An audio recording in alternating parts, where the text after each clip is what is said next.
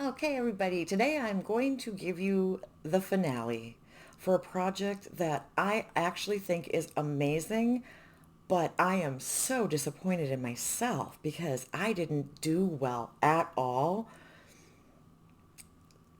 6 months and I was out of the game for two of them. So before I get into really how badly I did, I'm going to ask you to please do all of the things. You know what they are.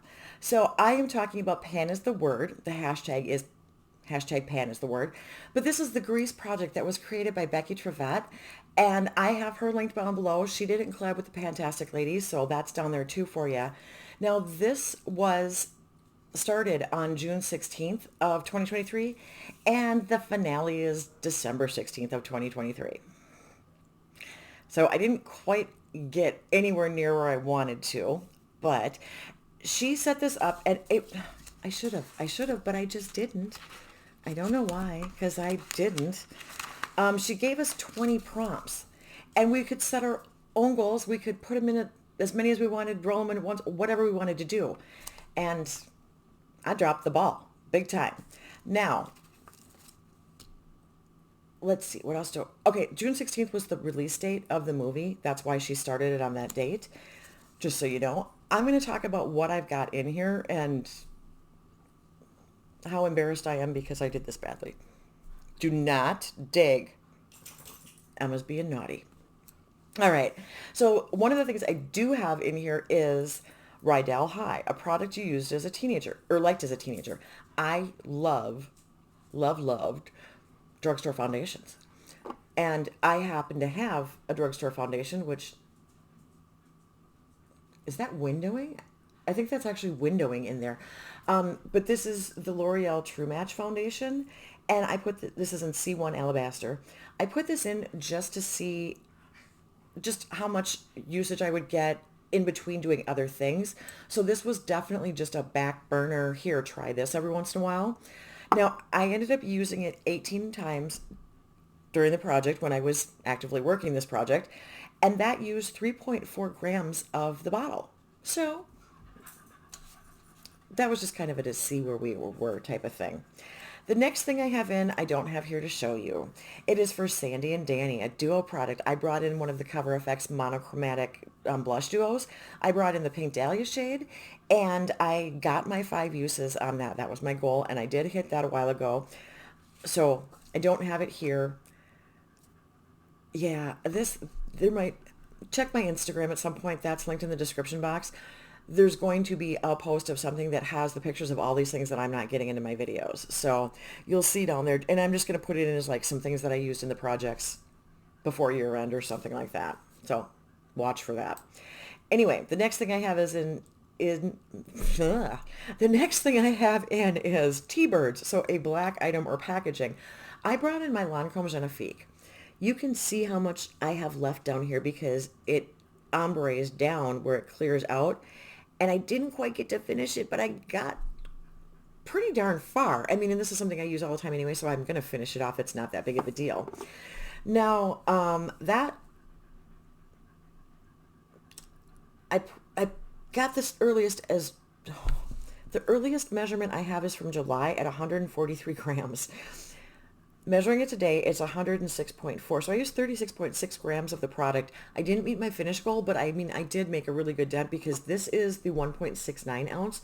So this is the bigger size of these that come out.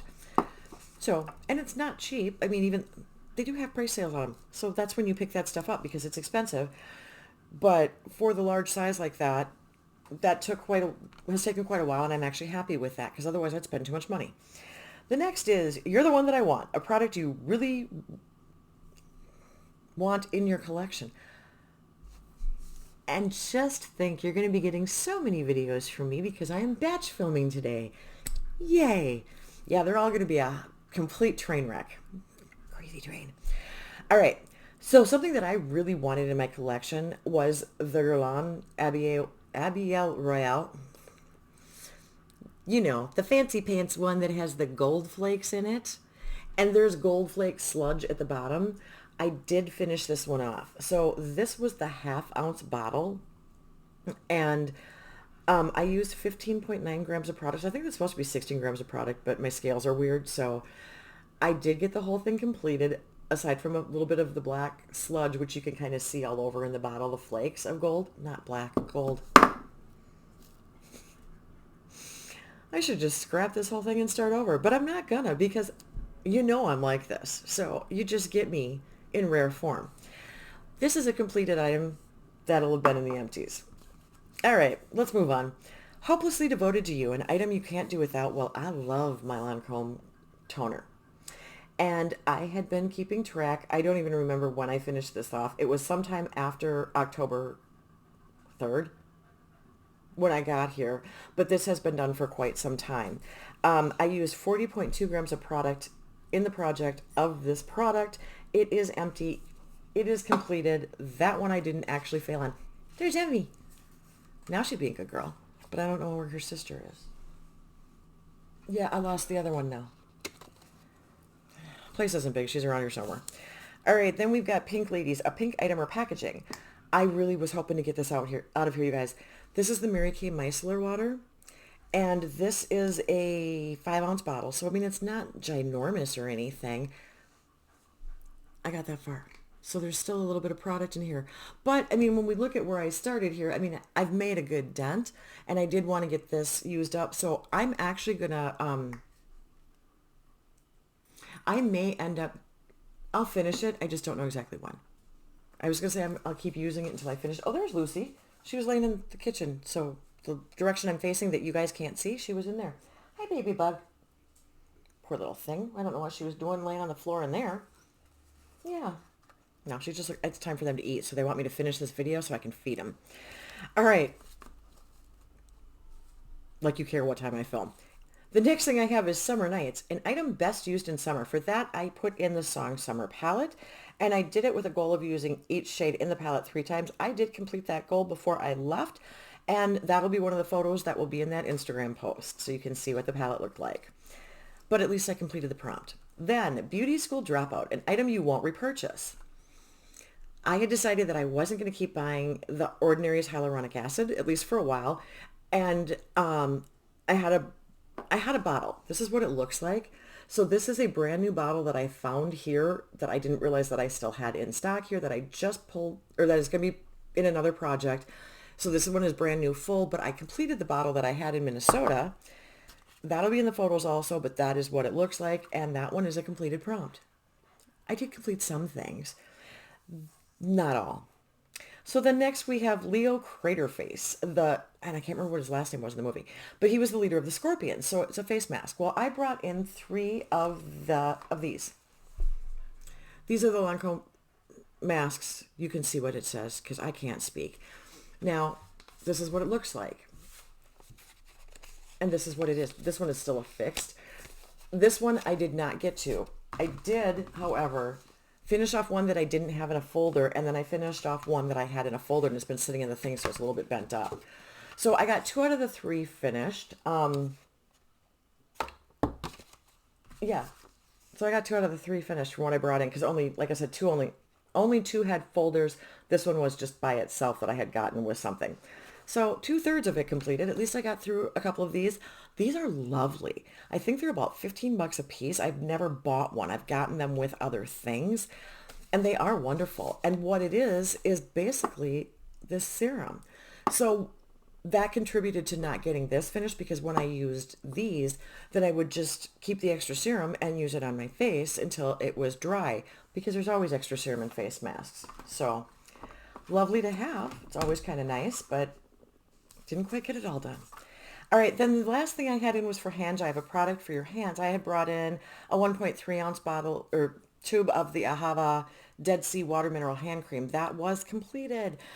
Look in the photos. So that is done. Believe it or not, I'm not prepared for the music moment because I'm prepared for everything else around here today.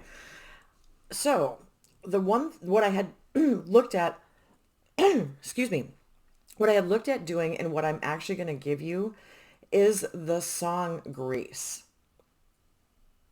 And this is from the soundtrack Grease. Oh, so it's Grease from Grease. Now, let's let's just talk about the song a little bit. It was written by Barry Gibb. It was recorded by Frankie Valli from Frankie Valli and the Four Seasons, and he also does Beauty School Dropout. He has a role in the movie. And this one was based on the movie, not the play. So it was released as a single in May of 78. Obviously, it's the title track from the soundtrack. Um, Wait a minute. That's weird. Okay, so it's the title song for the movie soundtrack, which was in turn based on the 71 stage play. That's what it was. It's all about the greaser lifestyle, and I don't know. I mean, it's a cute song. It's kind of fun. This is one of four songs that was written specifically for the movie, and I want to say that Barry Gibb was approached to write this, wrote it, and then Frankie Valli ended up taking it because he could hit some of the range that Barry Gibb has, because the Gibb brother, well, Barry in particular of the Gibb brothers, has a very good falsetto and a pretty high range. And Frankie Valli was one of the few way back in the day with the Four Seasons doing a lot of falsetto stuff. And so he was able to hit that a little bit better. So I think that's why they had wanted him to sing it. Um, okay. The one that came from the Chicago production of the play is a different song that was written by Jim Jacobs and Warren Casey. Now, they didn't want to use, okay, no, wait, that was the Chicago version. They didn't want to use it when the show was picked up on Broadway. And so then Barry Gibb was commissioned to write the movie. So I don't know how many different title tracks Grease has. This is the one that I know because the movie is basically what I know. It was recorded later than everything else that was in the film. And one of the things that went on, the reason that this was done later was because at that point, the Gibb brothers were doing Sergeant Pepper's Lonely Hearts Club Band. If I think, I can't speak, which was based on the Beatles album. And they made a movie with it with Peter Frampton as the lead character, Billy Shears. Anyway, Frampton is known for his guitar playing. He's known for the whole Frampton Comes Alive album from back in the 70s, I think. But he is so much more than that. He actually worked with David Bowie. They had gone to school together, so they knew each other. And when Frampton's career was kind of starting to stagnate a little bit, and I think it was after his accident where he almost lost his arm, but he actually kind of had a little bit of a resurgence playing with David Bowie. And then this is something where they had him being the lead as far as making this musical concept album into a movie. And it's campy. It's flat out campy. I loved the movie. I love the Beatles music, so it's not like a huge surprise to me.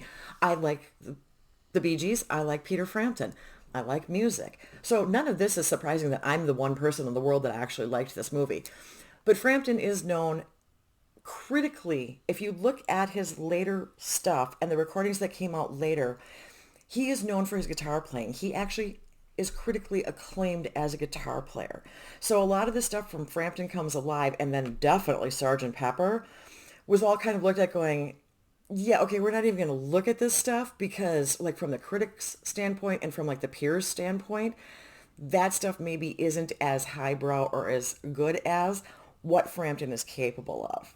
So the whole point of this is those guys were doing the movie and then Barry asked Peter Frampton to come play guitar with him for this song. So they did do this then later. And then he actually did do some backing vocals too. Wow. And then you've got, for the musicians that were doing this, were some of the guys from that did Andy Gibbs' album. Not Barry, Andy, the brother, the other brother, the one who had the solo career, that one. So it was a couple of the guys from the band that was working on Andy's album that came in with Barry then to do the musical background for this song. And let's see. Okay. Yes, the reason Frankie Valli was approached was due to his vocal range being similar, being under the management of Alan Carr, and his status as a popular singer from the pre-British invasion era.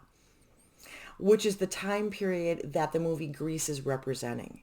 So he was kind of a shoo-in, and I think that's why they had him come in and take that role in the movie too, is because he was of that era. So that was kind of cool.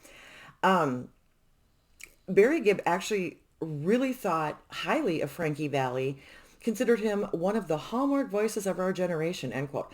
So at the point that this was done, Frankie Valli was suffering from a hearing loss, but he still did it. And it came out incredibly well, in my opinion. All right. So I think that is, there was some other stuff where Frankie Valli ended up not going with Robert Stigwood because he wasn't happy with how they managed the Bee Gees and blah, blah, blah. But he still did do this stuff. And he, Frankie Valli's done a ton of stuff. We've talked about the Four Seasons in the past. So like I said, this was one that was not performed by the cast, but that was written for the movie itself. Um, so it, I'm wrong. Frankie Valli did the song. Frankie Avalon is who played the character. Holy crap. I will make sure that I put a note earlier in when I'm talking about this because I'm mixing up my two guys here. Frankie Avalon does Beauty School Dropout and plays the role, not Frankie Valli. Holy cow. This video should be scrapped. I'm telling you, I could not screw this up anymore.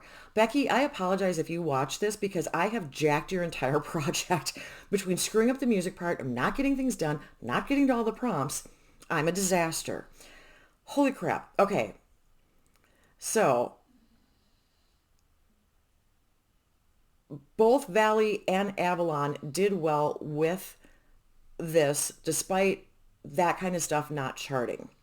Frankie Avalon is from the Beach Blanket movies with Annette Funicello, the Musketeer era stuff, and I think those were all also 50s. Hence my idiocy here and confusing these guys, and I don't even know why. But anyway, that is, yeah, I'm going to shut up because I'm going to screw something else up. So that's everything I'm going to tell you about the song. I'll have something linked down below in the description box. I will get you to Becky. I will get you to the Fantastic Ladies. I will have a whole lot of things that you have read throughout this video because I can't seem to get it together. So that is everything I have. Thank you for spending your time with me. And I really, truly, I'm going to go take some aspirin and just call it good.